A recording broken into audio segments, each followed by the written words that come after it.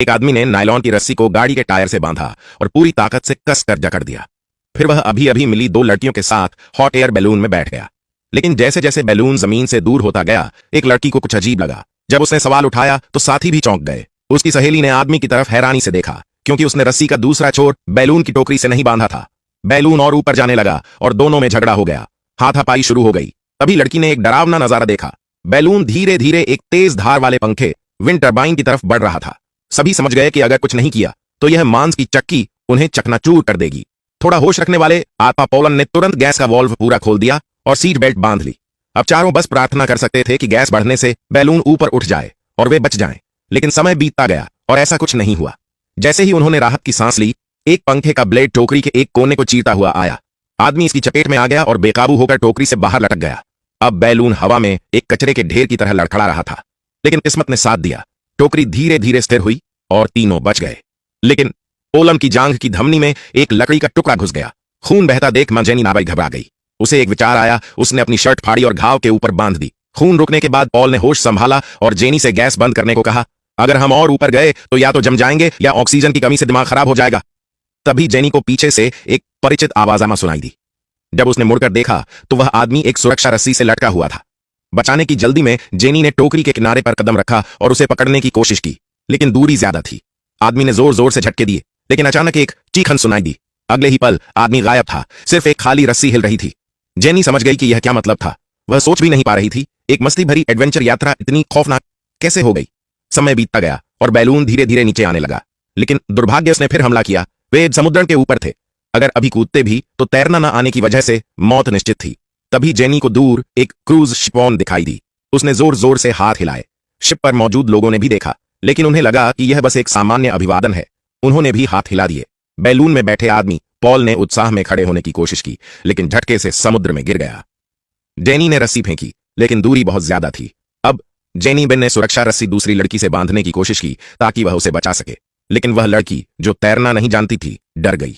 Jenny ने खुद रस्सी बांधने का फैसला किया, लेकिन जब पानी के पास पहुंची तो आरो ने उसे जकड़ लिया। वह देखती रही कि आदमी धीरे धीरे पानी में डूब रहा है। अब जीने की लड़ाई और शुरू हुई।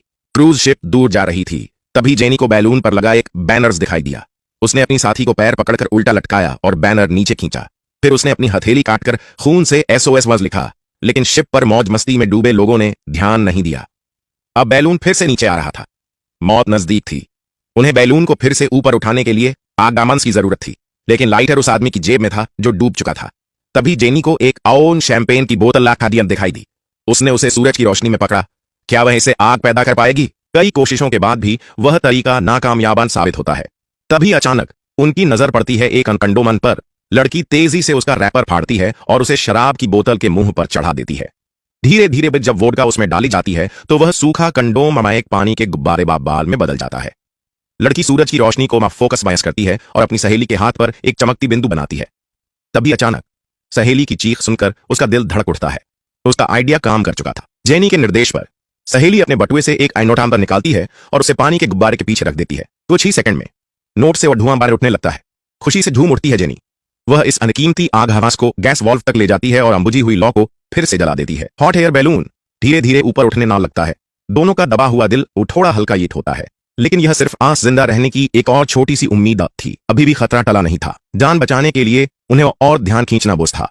दोनों ने जलने लायक कपड़े ढूंढे, उन्हें बहुत मजबूती से बांधा और एक छेद में लकड़ी फंसाकर ऊपर की आग तक पहुंचाया।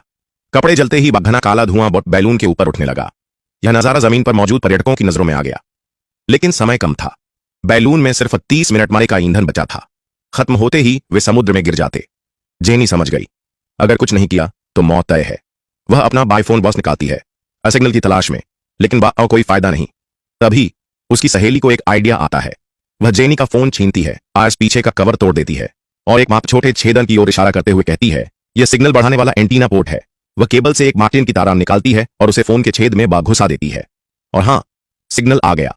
लेकिन अब है खुशी बस 2 सेकंड की। फोन बैटरी खत्म होने से बंद हो जाता है।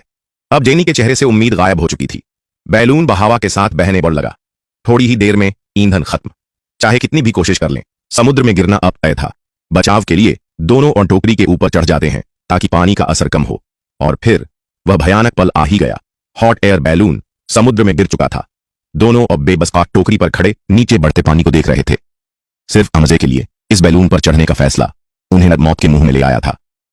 5 मिनट बाद पूरा बैलून समुद्र में डूब चुका था। जेनी और उसकी सहेली अमलान बिना किसी सहारे के पानी में तैर रही थीं।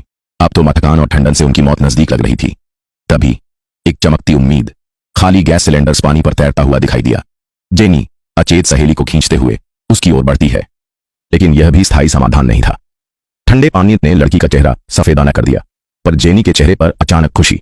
दूर एक विशाल जहाज नजर आया, लेकिन एक नई मुसीबत। जहाज सीधे उनकी ओर बढ़ रहा था।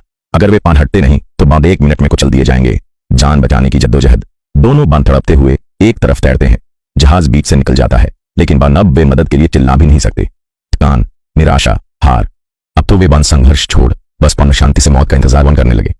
तभी दूर से आती है एक आवाज। उनके छोड़े धुएं ने काम कर दिया था। बचाव दल आ चुका था। जेनी और उसकी सहेली रो पड़ती हैं। इस भयानक अनुभवन के बाद शायद वे बंद कभी हॉट एयर बैलून पर नहीं चढ़ेंगी।